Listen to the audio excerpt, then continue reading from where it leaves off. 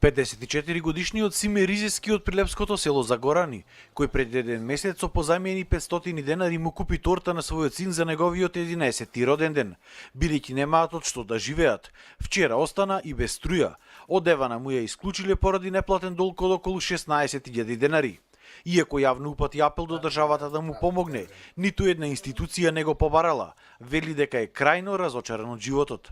Се јавија тројца, едниот поможна со храна и такви работи, и двајца што донираа велосипеди. Друго ништо. Никаква државна институција не ни помогна. Еве, без струја сум.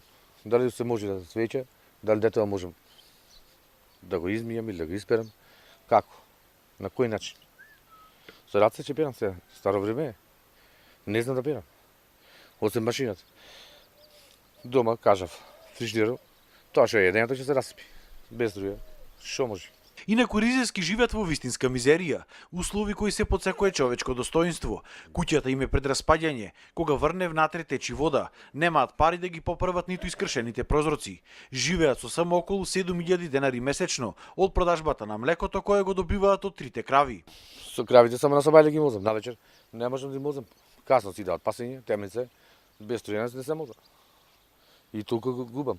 Од Центарот за социјална работа од Прилеп пред еден месец изјавија само тоа дека биле запознати со случајот, но според законот не му следувала никаква парична помош, бидејќи имал примања.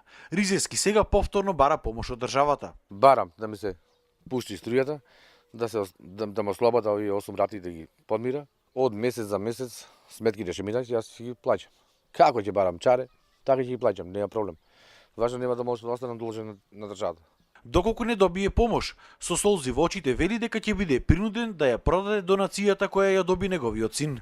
Сега сум принуден да ги продам велосипедите подарок на син ми, или да продам крава, па да платам на државата. Друг излез не знам. Ризески упатува апел за помош и до сите хумани граѓани кои сакаат да му помогнат.